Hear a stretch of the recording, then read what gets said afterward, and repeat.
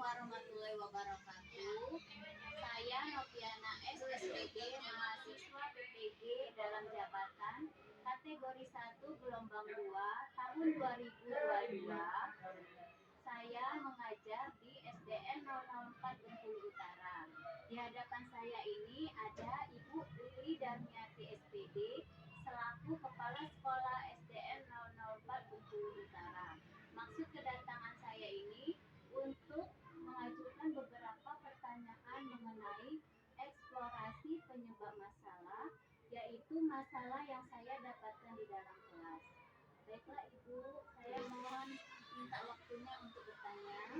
Adapun pertanyaan yang pertama, apa yang menyebabkan motivasi belajar peserta didik masih rendah pada mata pelajaran bahasa Indonesia?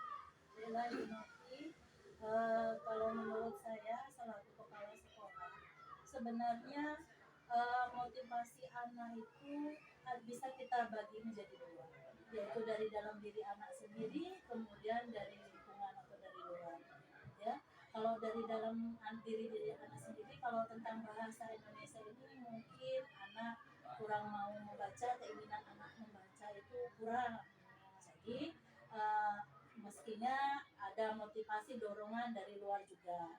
Kemudian kalau yang di luar itu misalnya buku yang ada itu kurang diminati anak. Jadi anak itu kurang mau membaca sehingga literasi di dalam bahasa Indonesia itu kurang dipahami oleh anak. Seperti itu. Untuk pertanyaan selanjutnya, apa yang menyebabkan hasil belajar peserta didik rendah pada pelajaran bahasa Indonesia ini? Kembali lagi, kemungkinan Bu Novi karena hasilnya rendah itu karena anak itu kurang literasi tadi, kurang membaca. Jadi kalau anak sendiri kurang membaca, kemauan dari dalam diri kurang, jadi anak itu akan menghasilkan hasil akhirnya itu akan rendah. Jadi hasil ulangannya misalnya jadi rendah karena apa? Karena motivasi tadi di awal belum memenuhi tadi. Berarti ada pengaruhnya ya Bu? Iya, jadi kalau ada motivasi tadi dari dalam diri anak-anak ada kemauan untuk membaca. Nah, kemudian di luar didukung dengan ada buku bacaan-bacaan yang diminati anak, kemudian anak rajin membaca, pasti hasil ulangannya, literasinya pasti akan bagus hasilnya. Lanjut pertanyaan selanjutnya, apa yang menyebabkan kurangnya minat peserta didik menggunakan pojok baca yang ada di kelas? Selama ini pojok baca itu biasanya anak-anak tuh suruh baca 15 menit di awal. Kita ini kurang memotivasi saat anak membaca, seharusnya sampai mana anak membacanya. Kita tanya apa yang didapat dari anak. Jadi anak itu ada rasa ingin tahu, oh nanti aku mau ditanya ini sama ibu guru. Nah, berarti dia harus benar-benar membaca, memahami. Jangan membaca selesai, yang penting sudah 15 menit gitu kan. Jadi kalau sudah membaca, apa yang dipahami dari bacaan itu, kita motivasi seperti itu aja anak. Akhirnya anak itu termotivasi, jadi ada minatnya untuk membaca. Oh nanti ibu gurunya mau bertanya, berarti dia harus membaca dengan adanya tadi dorongan guru mau ini intinya tadi dari bacaan yang dibaca apa. Jadi anak berpikir, oh berarti aku baca harus memahami isi bacaan tersebut. Kalau tidak dipahami, ya anak-anak baca kosong aja seperti itu, nggak ada hasilnya. Jadi anak itu nggak tahu manfaat membacanya tadi, jadi nggak ada minatnya lagi. Berarti selesai membaca anak itu Hanya apa yang sudah dibaca, jadi anak itu tahu manfaat dari membacanya tadi. Untuk pertanyaan selanjutnya, apa yang menyebabkan rendahnya kemampuan peserta didik menghafal perkalian pada pelajaran matematika? Sebenarnya perkalian itu, kalau matematika itu kalau menghafal, pelajaran matematika itu bukan untuk dihafal. Jadi kita butuh kalau mau anak berminat itu mengetahui perkalian, jangan dihafal. Jadi kita bisa menggunakan trik dengan hitung jari misalnya. Jadi anak itu nggak menghafal luar kepala, kalau hafalan itu bisa hilang.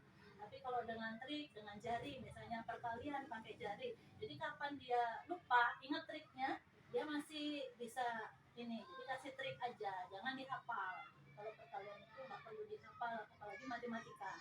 Jadi tekniknya kasih. Jadi sampai kapanpun anak itu belajar, dia sampai kapanpun ingat. Kalau misalnya lupa ingat triknya, pasti. Jadi kalau hafalan matematika itu nggak bisa dilakukan sama anak. Tapi kalau kasih triknya sama anak, nah, sampai kapanpun dia, oh kalau lupa, oh dulu begini begini ya, bisa anaknya. Berarti kalau hafalan itu mudah lupa, Iya. kalau trik mudah-mudahan Sampai kapan, sampai tua juga masih. Untuk pertanyaan selanjutnya, apa yang menyebabkan peserta didik kesulitan mengerjakan tugas dan tidak mau bertanya pada pelajaran bahasa Indonesia? Yang pertama yang menyebabkan anak itu kesulitan mengerjakan tugas biasanya karena literasi, ya literasinya kurang. Kemudian yang kedua yang menyebabkan anak itu nggak mau bertanya, yang pertama anak tidak percaya diri. Yang kedua, takut pertanyaan yang diberikan tidak mendapat jawaban yang sesuai yang ia butuhkan. Biasanya seperti itu.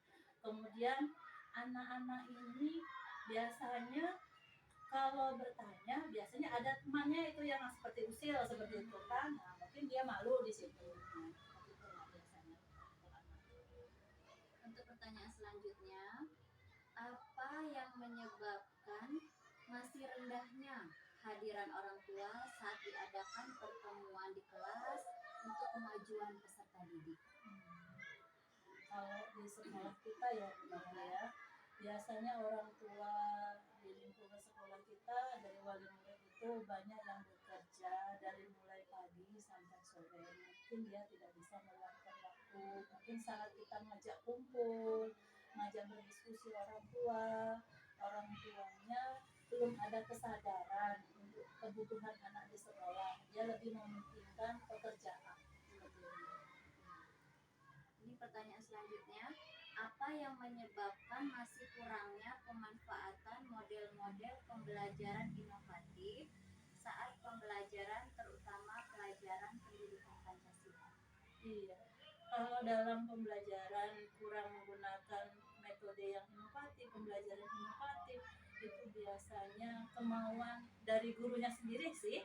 Kalau yang saya amati sekarang ini, guru itu kurang wawasannya, misalnya cari pembelajaran inovatif yang ada di internet, membuka ini kurang kreatif seperti itu.